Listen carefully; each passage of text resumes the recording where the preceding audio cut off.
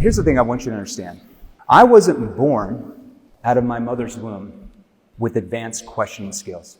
I wasn't born with advanced tonality skills.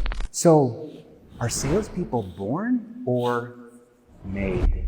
I wasn't born with advanced objection handling and objection prevention skills. I had to acquire those skills. I had to learn those skills. So, if a kid who grew up in the middle of Missouri on a cattle ranch outside of a town with less than 800 people can acquire those skills, what does it mean for you?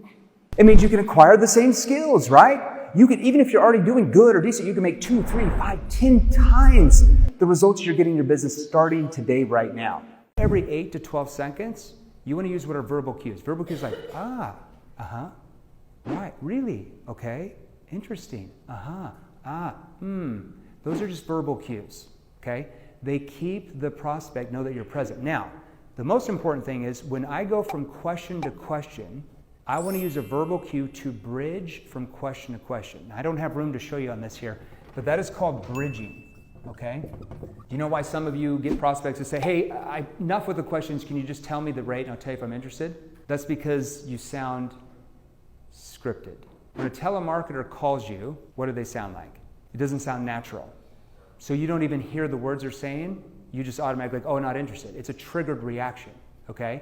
But if I can bridge using verbal cues, but I'm not understanding. But how long have you been using that agent for? Now it sounds natural. Verbal pauses, let me show you to do this. Most of you have been taught this. Hey, let me ask you a question. What do you use now for? And you just bulldoze. You're like, let me ask you something, and then you ask it. I'm going to show you how to change this where you trigger massive curiosity. This is another example of a pattern interrupt using a curious tone now. Can I ask you something? Sure, what's going on? Can I ask you something? Curious tone. Prospects hanging on to every word. Now when I ask them the question, they're like, oh my gosh, what's he gonna ask me? See what I'm doing there? I'm triggering curiosity by using my tone. Salesman is one of the only professions in the world where people are like, oh, I'm just a salesperson. Oh, no, you're not. You haven't even learned how to do it. How many years does a doctor, a neurosurgeon go to school to perform surgeries to save lives? 12? Why do we think we're going to go crush it when we don't even learn how to sell? Is selling something like vital for you in your profession? Yeah, that's the missing link. People are like, oh, I'm a salesperson. Oh, how many years did you go to school to learn advanced selling skills? Oh, you haven't learned anything. How are you a salesperson then? See the difference? Okay? If we want to control our situation, we have to put in the time to learn the skills. What do most salespeople do that knock on the door? Hi, are you the homeowner here? Yeah, I'm the homeowner. Yeah, hey, my name is Jeremy Miner. I'm with XYZ Company, and we're out here in your neighborhood. Your prospects aren't even listening past that point because you know what just happened?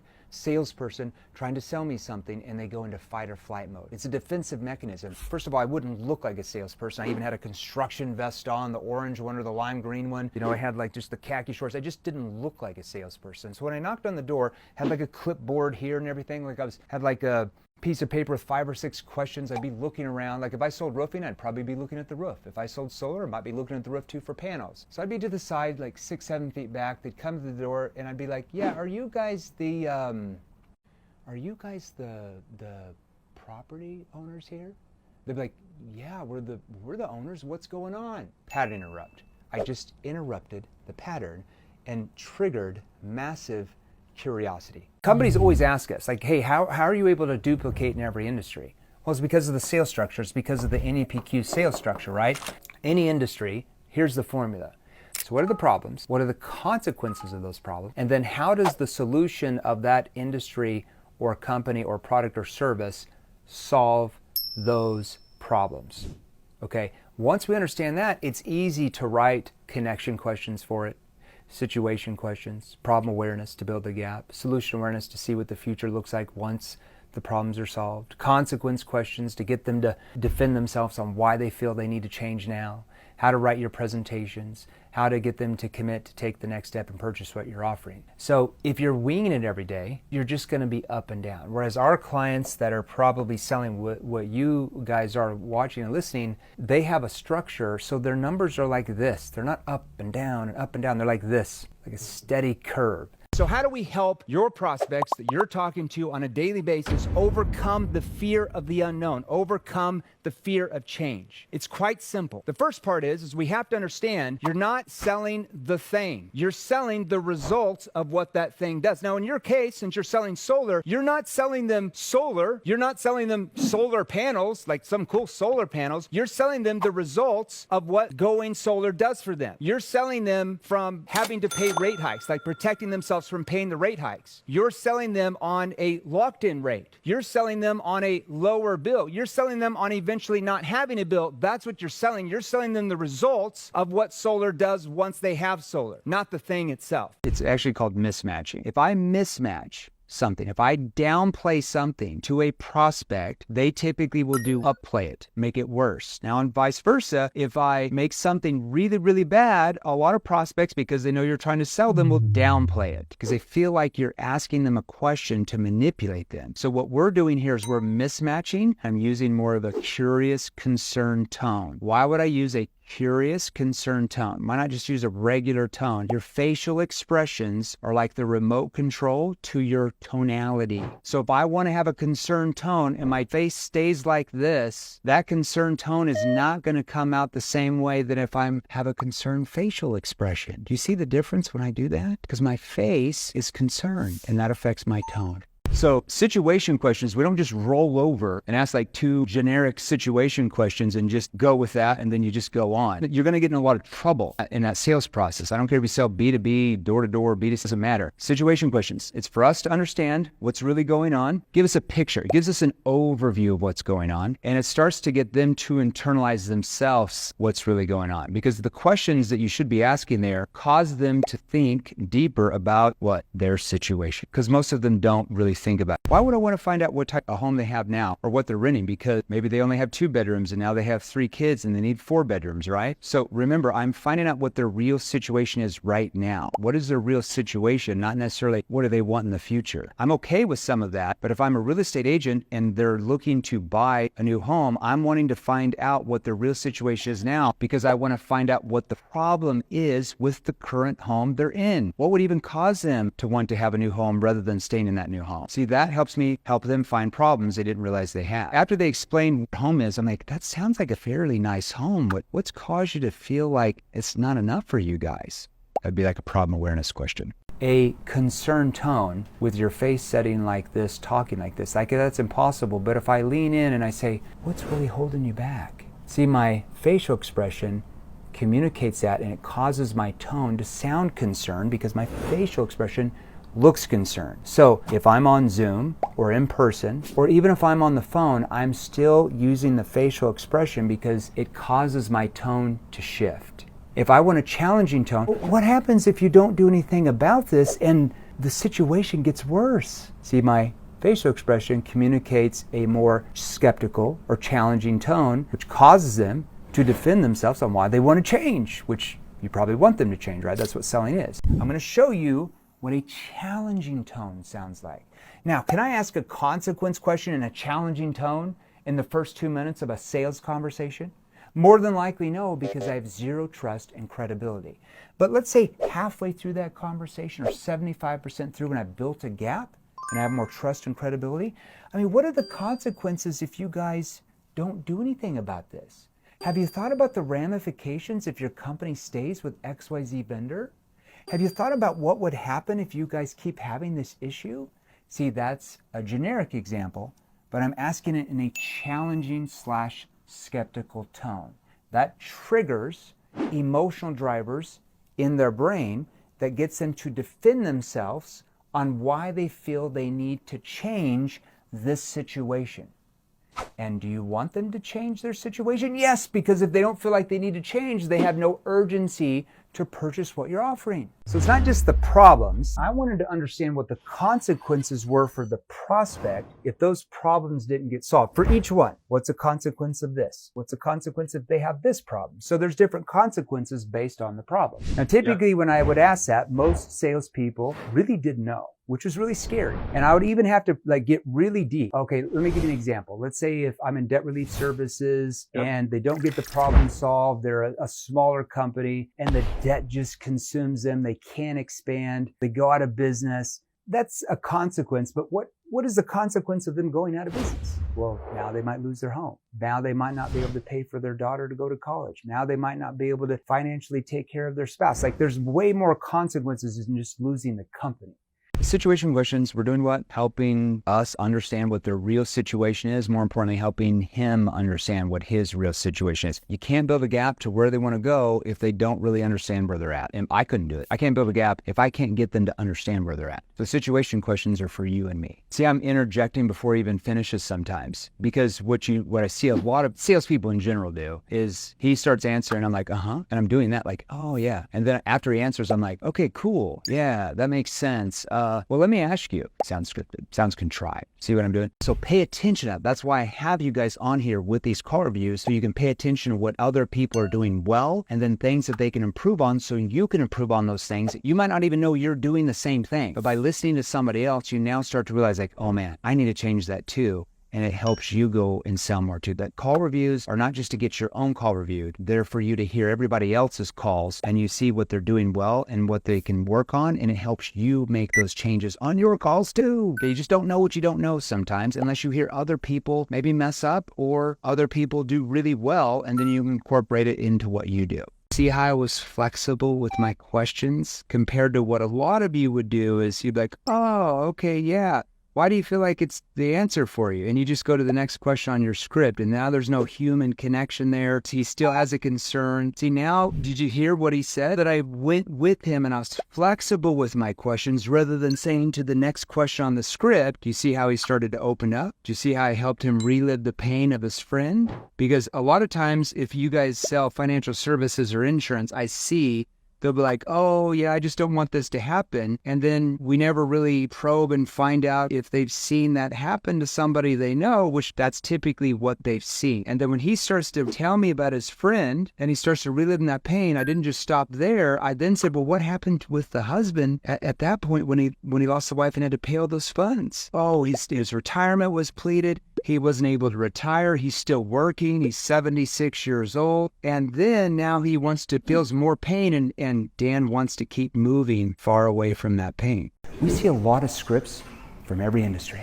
We have sales trainers all over the world. These come across my desk every day, thousands of them. Don't ask questions like, what problems are you having with the house that are keeping you awake at night, George? Surface level. How about this? Within the first 2 minutes of a call. If we could agree on a price, is selling within the next few months an option? Or how about this one? Are you willing to take lowball offer within the first 2 minutes? How can they know if they're willing to take a lower offer within 2 minutes when you haven't even built a gap from where they are to where they want to be? See, that is why you're just getting the laydowns. What percentage is the laydowns of your market? 2%? What about the other 90% that have problems? 98% that have problems? See, that's what you're missing. You can say, can you share with me? But I'm like, okay, that makes sense. Where are you guys in the process of getting a system so you can streamline how you're managing awards? It just makes it more human than can you share? Can you walk me through? Yeah. Use that selectively here and there, but you don't want every question, can you share with me? Can you walk me through? Can you describe for me? It's just a little bit too consultative, and they're used to that. So I want to be more human. Hey, where are you guys in the process of getting a system so you can streamline where you're managing awards? Where are you guys at with that?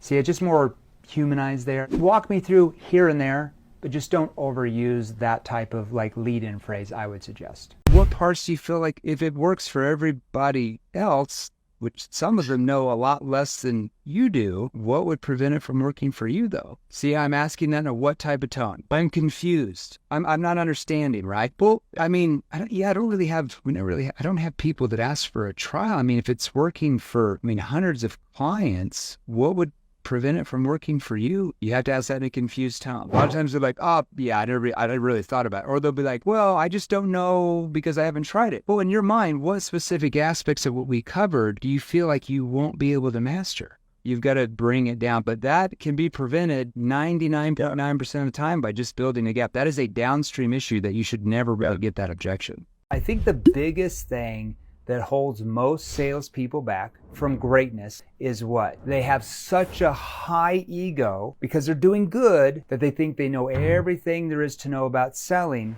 I know it all. I'm making 15 grand a month. Yeah. I'm the best. And that's why, unfortunately for them, they stay at the same income every year, have to work their butt off, go through the numbers game, go through the motions, and the end result every year is about the same. I'm still learning. I made a little bit under $33 million in commissions in my 17-year sales career before I started 7 Level. And I will tell you, I don't know everything. I'm still learning every day because I know if I don't, I'm never going to get to the next level when you use the right tone. Now, you want me to show you the wrong tone? Oh yeah, I can go through all that with you for sure. It really all depends on what you weigh now. It depends on your age. It depends on what you're trying to get your weight down to. And once we understand all those details, I can go through all the options we have, sir. Would that help you more? Well, you sound like a scripted robot, but that's what most salespeople sound like. So you see how my tone, I have a green tone, and then at the very, and once we understand all those details, I can go through all the different options we would have for you for sure.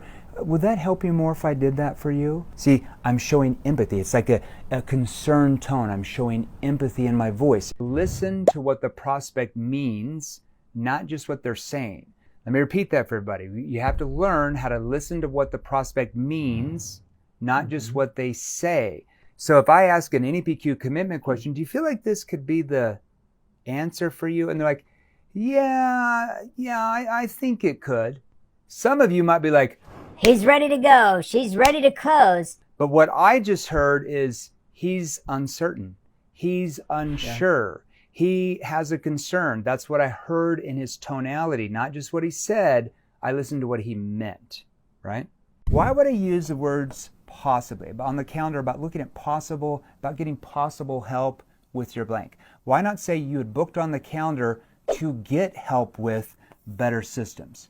Because if I do that, especially if it's with an A-type personality, some A-type personalities, which a lot of business owners are going to say, well, I'm not ready to do anything. I'm just kind of seeing what my options are.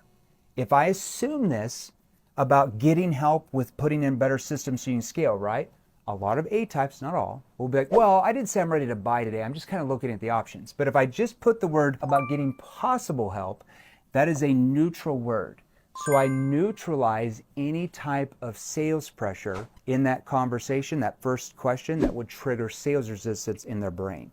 Just a way to do that. I'm neutralizing that word. Objections are triggered reactions because typically there are words you use, like they feel like you're trying to sell them. There's certain questions you're asking that are so surface level that the prospect never emotionally opens up. And especially because you don't know how to use your tone yet to get them to let their guard down, they stay surface level. So even when you ask what you thought were really good questions, a lot of times they give you vague, generalized surface answers. And so when we ask salespeople these questions, I think it really causes them to internalize that, hey, maybe it's not my prospects. Maybe the leads aren't really as bad as I thought they were. Maybe it's what I'm saying or not asking or how I'm using my tone that's causing them to say they don't have the money. It's not like the money does not exist. They're just currently spending that on something in their mind they feel is more of a priority than your solution. So it's your job as a salesperson to help them change their way of thinking. They start to view, oh, maybe that policy is a better priority, or whatever you sell. And your tone is how your prospects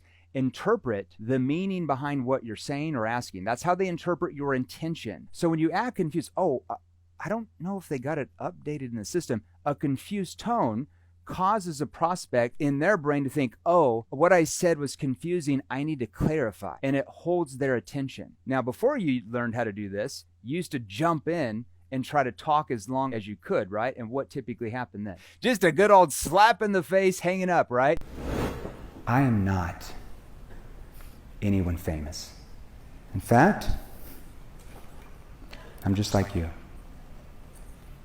I'm just a person that decided very early on that if I wanted to have a better lifestyle, that if I wanted to make more money, I could not follow the status quo like everybody else was. that if I sold like everybody else, I would typically get what type of result? The same result. That I had to learn a much more advanced sales ability if I wanted to get to the top. IG Reel on like how to get people to respond that have ghosted you. It has almost 4 million views, and you'll see thousands of comments where people are like, I did this yesterday, I didn't think it would work, and the guy responded in 5 minutes, and I've been emailing or calling him for 6 months. And I'm like, you're welcome. So I said, try to reach you a few times, ... then you scroll down 2 lines.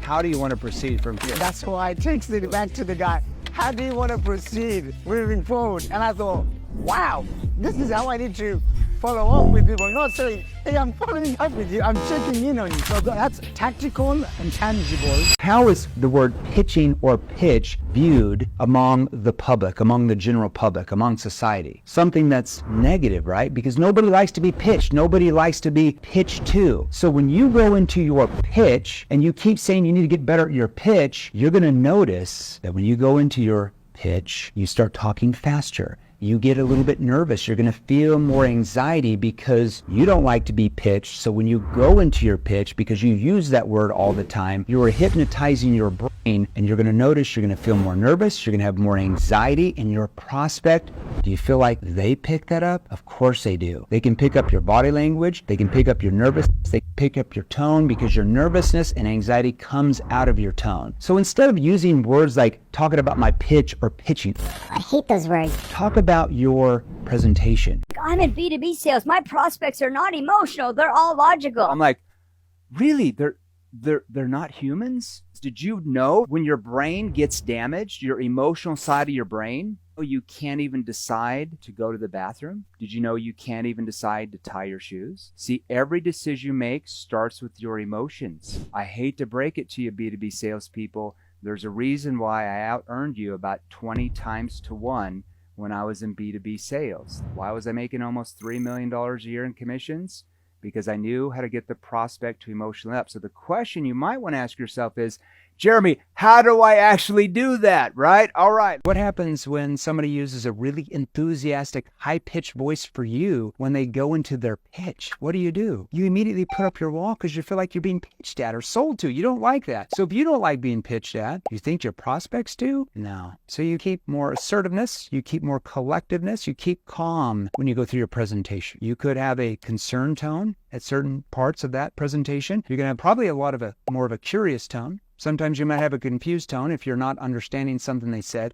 John, I'm not understanding. A minute ago, you said XYZ. How did you mean by that? See, that's a confused tone. Now notice how my facial expression changed, and that affected my what? My tonality. So here's the question I have for you. Everybody, if you watch the news on CNN or Fox or whoever your favorite newscaster is, everybody's talking about this recession that's coming. I've been talking for about a year. Maybe it's here, maybe it's not. But what happens when the prospects you talk to continually hear the words recession? What does that do in their brain? Well, just so you know, it triggers uncertainty about their financial future. So when somebody feels uncertainty about their finances, what do with their money? They hold on to it. They become more cautious. They become more skeptical. Because there's lots of companies out there that do the exact same thing as you, right? So how are you going to have a competitive advantage over everyone else doing the same thing? The ones who will own this upcoming market and will own it right now are simply the ones who know how to best communicate with their prospects. The ones who know what to say and ask that will cause their prospects to want to open up, to want to engage rather than try to get rid of them. There's 3 parts of your brain. The first part is your survival part of your brain. That is where you start to pick up on sounds, tone. So whenever God put the first people here on the earth, whenever that was, we had that survival part of our brain. So when the tiger came around us, we're like, whoa, I need to protect myself. Now, in our society,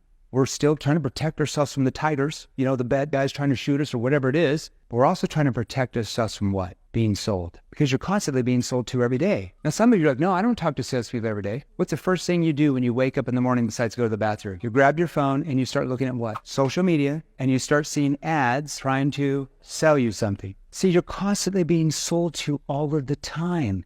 And because of that, human beings, you, me, all of us have built up walls of defense. So whenever we feel or hear sounds or words that we identify coming from someone trying to sell us, we immediately emotionally shut down. Watch sales pressure disappear with this hack. So let's say you're in the beginning of a conversation. The first thing you have to do is you have to disarm the prospect. You have to remove the sales pressure so they're willing to open up and tell you what's really going on. But you also have to do it in a way where they know at the end of the call that it's going to progress into the next steps of purchasing what you're offering if it fits in what they're looking for. You don't want to leave it on the hook at the end where they're just kind of like, well, hey, I'll get back to you if we're interested. So you have to do that in a way that doesn't imply sales pressure, but gets them to understand and feel comfortable with possible next steps. So let me give you an example of this. So let's say that you sold branding. Here's how you would start that, what we call frame. Okay, John, I mean, this call, I mean, it's pretty basic. It's really more for us to find out more about kind of what you're doing for branding now and what that looks like compared to where you're wanting it to be, so we can see what the gap looks like, just to make sure we can actually help you. And at the end of the call, you know, if you feel like it might be what you're looking for, we can talk about possible next steps. Would that help you? Now notice how I do that. And at the end of the call, if you feel like it might be is neutral. And at the end of the call, if you feel like it might be what you're looking for. Why would I use the word just there? Okay, a lot of sales trainers will say, If you use the word just, it diminishes what your message is not important. the problem is your prospects don't care if your message is important or not. You're a salesperson and you have zero trust and zero credibility when you first call this type of lead who's being called by 20 other people. You don't have any trust or credibility. Your prospects don't give a rat's ass if you're important. So the word just in this context, now there's some contexts you wouldn't want to use just, but in this context, when you're calling an aged lead, or if you're cold calling, the word just implies what? That they should already be familiar with it. Yeah, it's just Uncle Bob, you know, calling back. Like, see, I'm implying that they should already know me. That lowers your prospect's guard.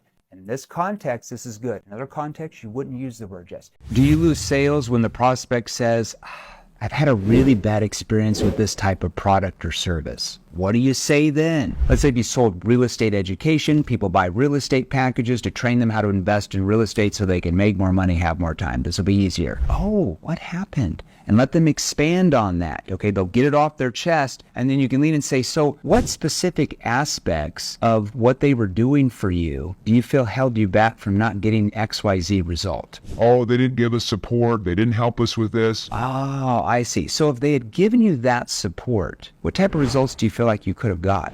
Oh, well, we would have been able to do this, this, and this. See, that sets them up for the next question where you swoop in and you say, would you be opposed to looking at that as a possibility? No, I wouldn't be opposed at all. And then that concern is long gone. So next time, do what I mentioned there, and you're going to see your prospects open up, overcome that concern, and move forward with your solution. Prospect gives you an objection, what do you do? Let me show you a 3-step formula to help you overcome almost any objection your prospect has. First, you need to clarify what the hell the actual objection even is. So if they say, I want to think it over, I could simply actually repeat it back. I could say, think it over? So a good way to clarify is just simply repeating back the actual objection. The second thing you need to do is you need to discuss the concern, okay? I look at objections really as concerns, not objections. And then you want to ask what's called an NEPQ diffusing questions, NEPQ neuro-emotional persuasion question. I'm going to ask a diffusing question such as, how do you think you can overcome that so you can find the funding so that you can scale your company to $50 million a year? See, that's how you emotionally tie that back in. It helps them overcome it so they can get what they said they wanted. 3-step formula, the CDD. Clarify, discuss, diffuse, help you overcome most objections that you're losing deals from now. From another ad, the guy was like, I would never buy anything from a guy that parts his hair on 2 sides. What? You don't like the 2 parts on the side of...